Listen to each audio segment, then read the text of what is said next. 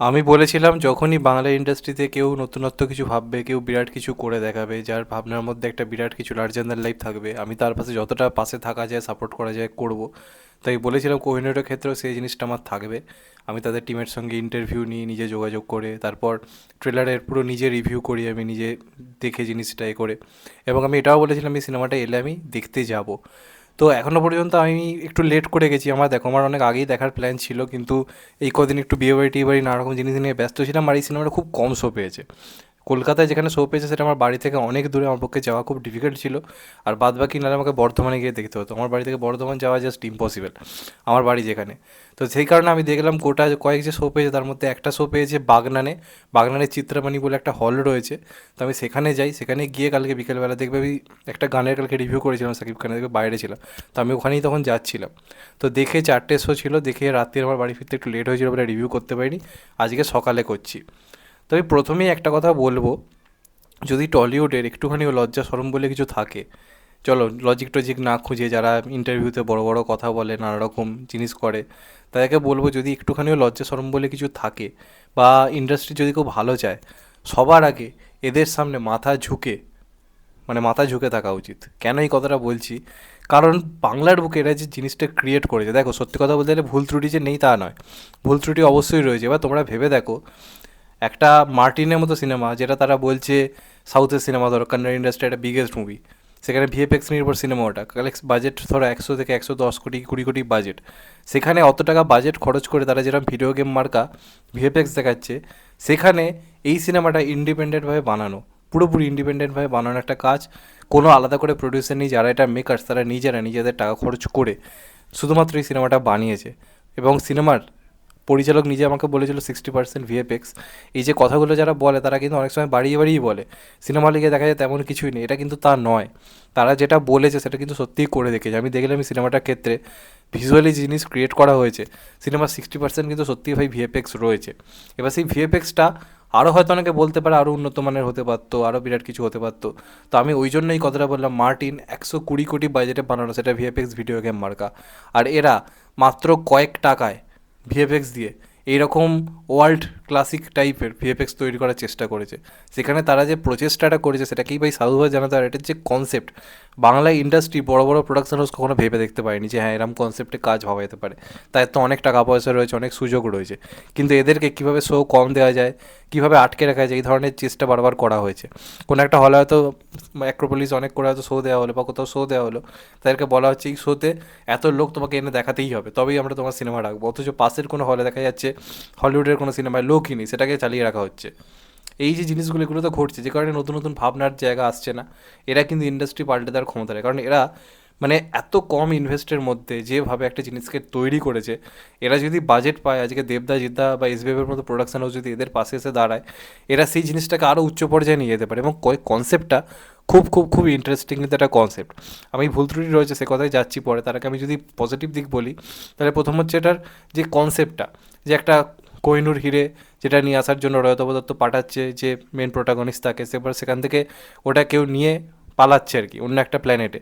এবার সেই প্ল্যানেটে এই চরিত্রটা যাচ্ছে, ওদের সঙ্গে মিশে যাচ্ছে, এবং সেখানে হিরেটা কেন ওটা নিয়ে গেল, ওটার রহস্য কী, কীভাবে ওটাকে ফিরিয়ে আনবে, এর পেছনে কে রয়েছে, সেটা নিয়ে হচ্ছে আলটিমেটলি গল্প। তো এই কনসেপ্টটা বুঝতে পারছো তো, একদম নিউ একটা কনসেপ্ট, এরকম কনসেপ্টে বাংলায় কখনো কাজ হয়নি। এবার ওই যে প্ল্যানেটের অন্য একটা প্ল্যানেট, এরকম বাংলায় কখনো দেখা গেছে একটা অন্য গ্রহে পুরো একটা জিনিস ভিজুয়ালি আমাদেরকে দেখানো হচ্ছে, এরকম জিনিস আমরা কোনো কল্পনা করতে পারিনি। তো সেটাকে যেভাবে ক্রিয়েট করেছে একটা পুরো অন্য ওয়ার্ল্ড, সেটা কিন্তু ভাই অনবদ্য। হ্যাঁ, একটু কার্টুনিস কার্টুনিস তোমাদের লাগতে পারে, তার কারণটা কি, যে বাজেট কম। এরাই যদি আজকে মার্টিনের মতো বাজেট পেতো, বা ধরো একটা চেঙ্গিস বা খাদানের মতো সিনেমা যে বাজেটে তৈরি হচ্ছে, সেই বাজেটও যদি এরা পেতো, এরা সেটাকে অন্য পর্যায়ে নিয়ে যেতে পারতো। এরা নিজেদের খরচায় এই জিনিসটা ক্রিয়েট করেছে। কেন ইমাজিন, জাস্ট ভাবতে পারছো? সেই জিনিসটা ক্রিয়েট করেছে। প্লাস এই সিনেমার মধ্যে একটা কনসেপ্ট রয়েছে, যে আমরা পৃথিবীতে মানুষরা এত কিছু ভালো ভালো জিনিস পেয়ে, এত সুযোগ সুবিধে পেয়ে কীভাবে পৃথিবীকে ধ্বংস করে দিচ্ছি, এত পাওয়া সত্ত্বেও।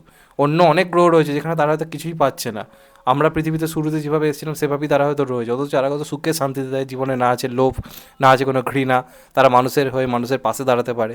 তো এই যে দুটো গ্রহের মধ্যে যে ডিফারেন্সটা, আলাদা আলাদা জায়গাতে আলাদা আলাদা ভাবে কীভাবে একটা গ্রহকে সুন্দর রাখা যায়, সেই যে কনসেপ্ট এই সিনেমাটার মধ্যে রাখা রয়েছে না, এটা কিন্তু বিরাট কিছু। এই জিনিসটা কেউ ভাবতে পারে না। তারা যেটা ভেবে দেখিয়েছে এবং যেভাবে এই প্ল্যানেটের যে ভিজুয়াল যেগুলো জিনিসগুলো দিয়েছে, কোনো একটা বড় রোবট হেঁটে হেঁটে চলে যাচ্ছে, যে ওর থেকে হাইট অনেক বড়, নানা রকম দেখতে এলিয়েনের মতো কিছু প্রাণী।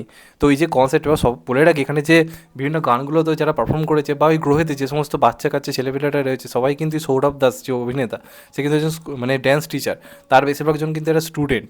তো তাদেরকে এই কদিনের মধ্যে রেডি করি, কেউ তো অভিনয় রপ্ত নয়, কেউ অভিনয় আলাদা করে শেখেনি, প্রত্যেককে ট্রেনিং দিয়ে নিজের মতো করেই সিনেমাটাকে এনেছে। এটাকে ভাই অ্যাপ্রিসিয়েট যদি না করি, তাহলে কাকে অ্যাপ্রিসিয়েট করবো? অনবদ্য একটা চেষ্টা।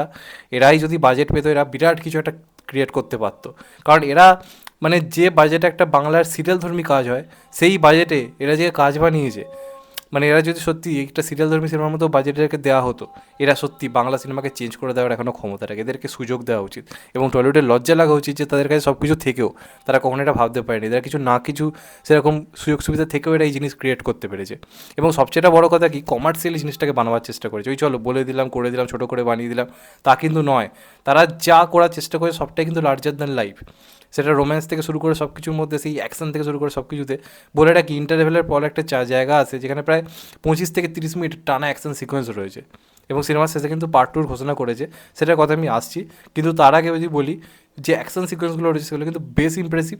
এবং আবার মাথায় রাখতে হবে যে ভিএফএক্সটা যে দুর্বল, তোমাদের মাথায় যে ঢোকেও, মাথায় রাখতে হবে এটা কোন বাজেটে বানানো, এই জিনিসটা সবার আগে মাথায় রাখতে হবে।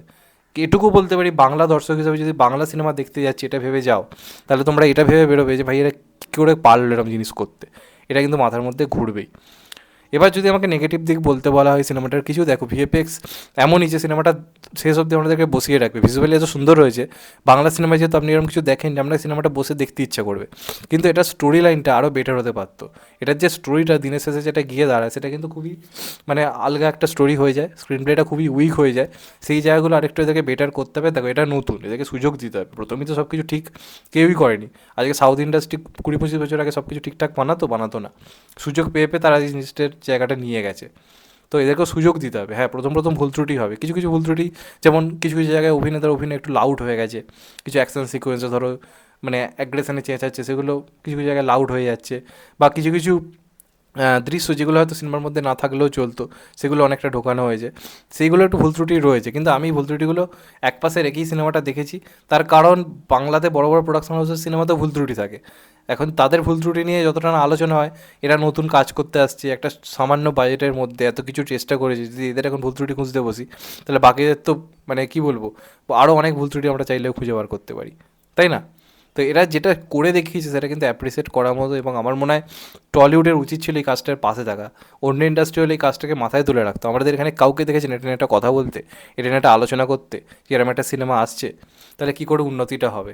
এরা যে ধরনের কাজ বানিয়েছে, এদের প্রত্যেকের কাছে মানে টলিউডের এসে বলা উচিত যে চলো ভাই আমাদের এখানে কাজ করবে, এসো, আমরা তোমাদের থেকে বিরাট কিছু একটা এক্সপেক্ট করছি। কিন্তু আমাদের এখানে জিনিসটা হয়তো হবে না, কারণ এটা সত্যি এটা করে, যেটা কিন্তু অ্যাপ্রিসিয়েট করার মতো। এবং আরেকজনের কথা বলবো আমি, সৌমিদি যেটার প্রডিউসার, সেখানে একজন মানে একটা চরিত্র অভিনয় করেছে, তার কাজ কিন্তু খুব ভালো হয়েছে, তার কাজ কিন্তু যথেষ্ট ভালো হয়েছে, কিন্তু রীতিমতো ভালো অভিনয় করেছে।